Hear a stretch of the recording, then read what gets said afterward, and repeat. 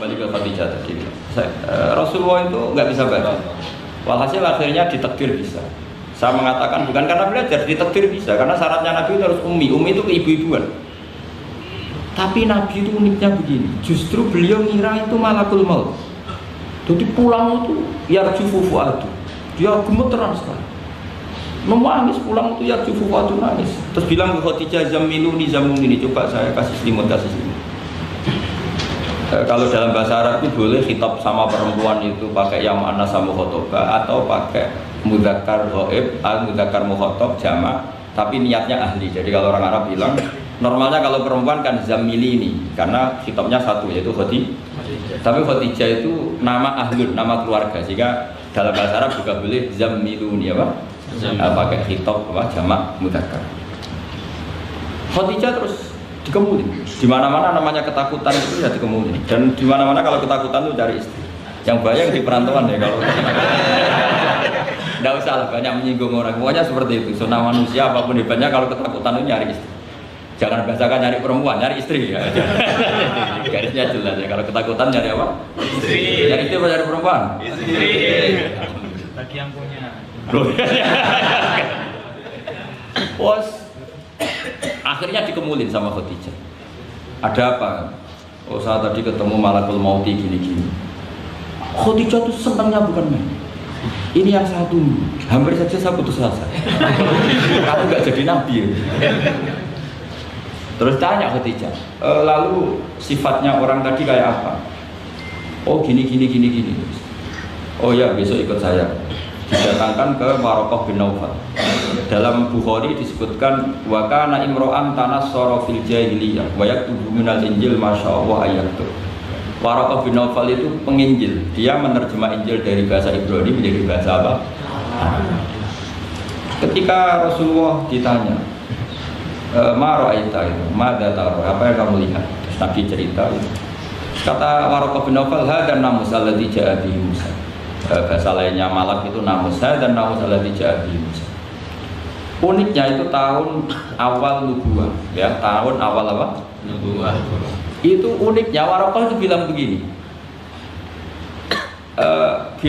Ini Waraqah bin Naufal bilang ini.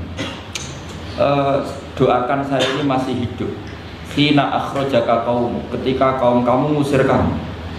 Kagetnya bukan main Rasulullah, karena Rasulullah itu figur yang menarik, yang simpatik. Beliau putra tokoh Muhammad bin Abdullah bin Abdul Muttalib bin Hashim, tokoh yang sangat dihormati. Beliau tidak punya kasus, beliau tidak orang yang dibenci, beliau orang yang sangat menarik. Kenapa harus ngalami diusir? Maka Rasulullah tanya, awamu krijiyah, masa betul umat saya mau mengusir saya? Tapi siapa? Para tetap bilang, ya letani fiyajat anhina akhrajaka qaum. Doakan semoga saya ini masih kuat ketika engkau diusir kaum. Ini sekalian latihan bahasa Arab karena sama dengan latihan bikin mesin saja ini ambil alatnya bahasa Arab. Bahasa Korea ya. Akhirnya kata Waraqah bin Naufal, tidak ada orang yang mengalami seperti kamu kecuali pasti akan diusir. Falam yalbas yasiran illa, terus kemudian Waraqah tidak lama kemudian meninggal. Ya, yang penting dari ini semua apa? Waraqah itu membaca kriteria para nabi itu pas sekali dan akhirnya tahun 13 nubuwah Rasulullah mengalami diusir. Kan beliau hijrah itu 13 tahun dari nubuwah, kira-kira umur 53 berapa? 53. Tapi Waraqah sudah mengatakan itu di tahun pertama Rasulullah menjadi nabi, karena definisi nabi itu harus pernah diusir. Maka kalau sampai mengalami diusir oleh nasib itu ya ada. Cuma itu udah alamat nubuwah, alamat terlantar. Karena yang nabi sudah ditutup, nggak ada peluang lagi. Jadi Khadijah itu masih gak terima, padahal beliau sudah mendapat sekian alamat tadi. Tudhilluhul ghamama tutil sahab, ada sekian alamat. Tesnya sudah lulus semua. Rasulullah tadi Maisarah menyaksikan apa, dinaungi oleh apa, mendung tadi. Macam-macam. Khadijah itu masih dengan tanda kutip masih agak-agak beli. Masih cari definisi yang ini agak absurd lah. Kata Khadijah gini, ya Muhammad, ya Rasulullah, kalau kamu kedatangan teman kamu itu, kalau bilang sofi buka, nanti cerita ke saya. Ya, Nabi itu lugu, nggak ngerti kalau itu dites. Ya, Suatu saat Jibril datang ke Rasulullah. Ini Jibril, ini teman saya datang. Ya Nabi kadang istilahkan Jibril itu temannya. Ini teman saya datang. Oh iya. Terus Khadijah dekat Rasulullah, pas Rasulullah agak-agak di pangku manja. Fakasyafat an auratiha, sebagian auratnya Khadijah itu dibuka. Sama tidak usah bayangkan kelihatan apa itu. Ya kira-kira pupunya saja lah yang dibuka. Tidak lebih dari itu, jangan macam-macam. Akhirnya terus ditanya, Khadijah tanya, temanmu masih? Tidak, lari. Akhirnya Khadijah ditutup lagi. Khadijah nggak tahu ada Jibril, nggak tahu. Ditutup lagi. Sekarang temanmu di mana? Oh sekarang datang lagi. Oh Nabi diagumi semua. Ini yang satu tunggu kamu itu malaikat betul bukan setan. Karena kalau setan tahu orang kamu tahu kan. Artinya apa? Dalailun nubuwah itu dikaji sedemikian rupa oleh Khadijah karena beliau ponakan dari penginjil yaitu Waraqah bin. Tentu zaman itu Injil masih orisinil ya, bukan kayak sekarang Lukas Matius. Tentu jadi Injil di sini bukan konotasi yang muharraf ya, apa? Enggak orisinil ya, tentu yang masih apa? Orisinil. Jadi semuanya mengarah ke pembenaran terhadap kenabian Rasulullah Muhammad SAW. Jadi Khadijah tambah mantap. Jadi Nabi dites saja tidak tahu ya lugu saja. Temanmu masih lari.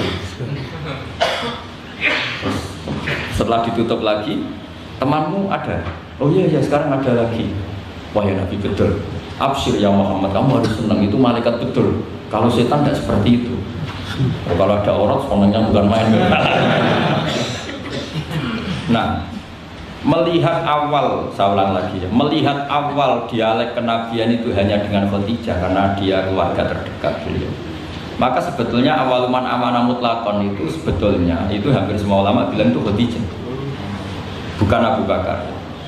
Tapi melihat peran Abu Bakar yang begitu sentral dalam mengawal Islam, orang bilang Abu Bakar. Melihat Sayyidina Ali teman kecilnya Rasulullah, orang bilang Ali.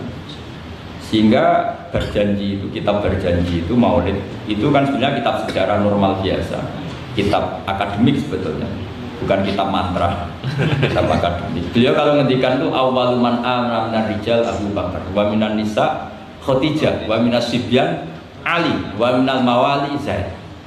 Supaya semua kelompok terwakili, semua kelompok. Karena kalau yang pro Abu Bakar dibilang awaluman amanah Khadijah itu merengut.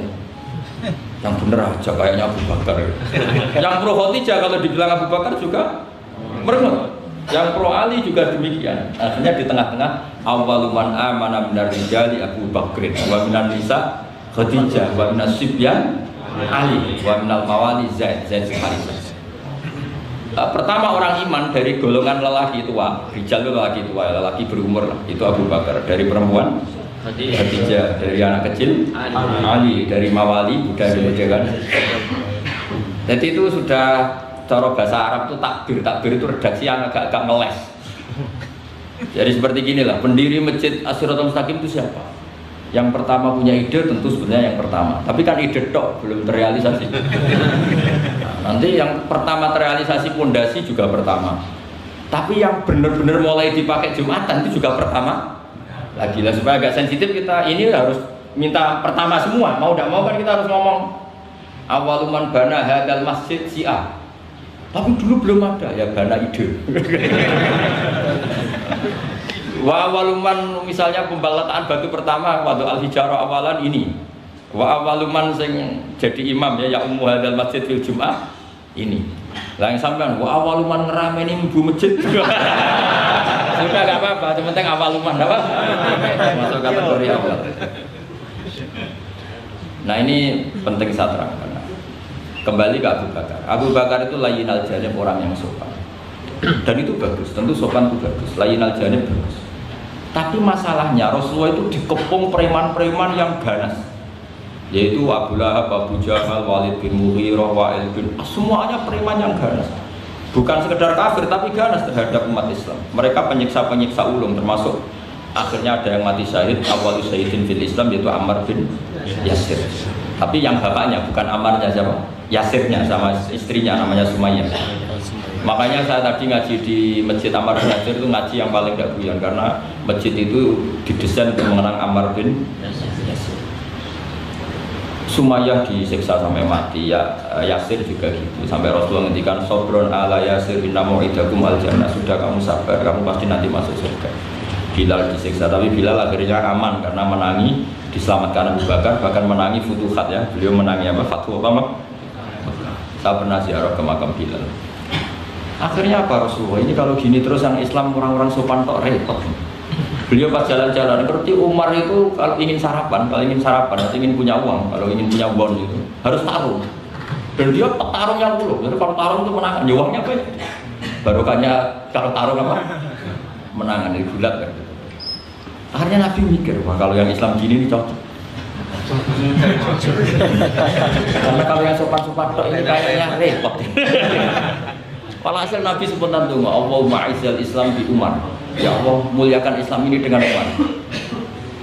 Gak tahu apa bisa diganti izzal Islam bi Banser, gak tahu. Karena kalau Banser sopan ya aneh, Banser kok sopan kan ada. Atau pemuda Muhammadiyah kok sopan kan ya jadi aneh. Masa pengawal kok sopan? Monggo nak gadis sekali.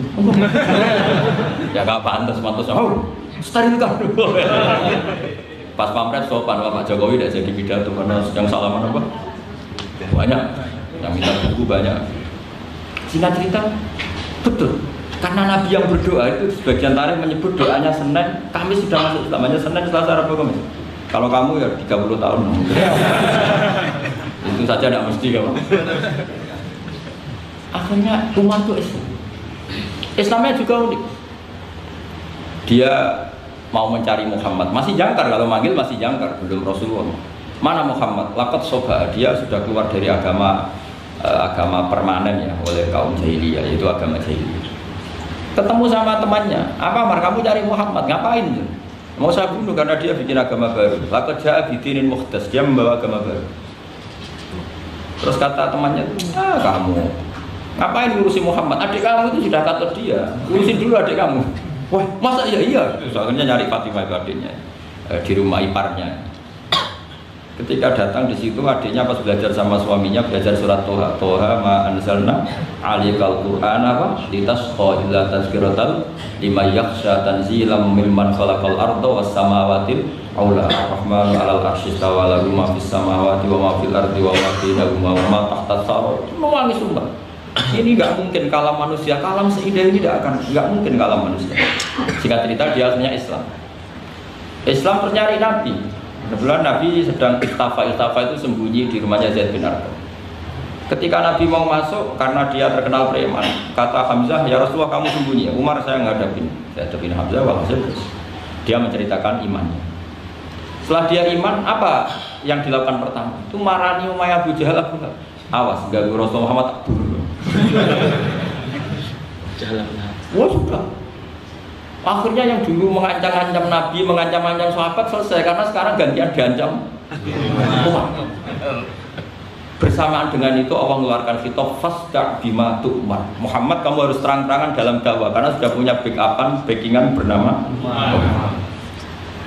Jadi sebetulnya yang dibutuhkan Islam itu ya ada orang yang kayak Abu Bakar, ada orang yang kayak Umar. Ada kebaikan yang hanya terwakili oleh orang-orang yang kayak Abu Bakar, ada kebaikan yang hanya terwakili orang-orang kayak. Jadi sebetulnya tidak perlu dipertentangkan kita di mana, yang penting itu niatnya baik, diniatin sholihah dengan niat yang baik. Jangan kubu-kubunan yang tanpa ilmu. Sebenarnya dalam sejarah itu biasa.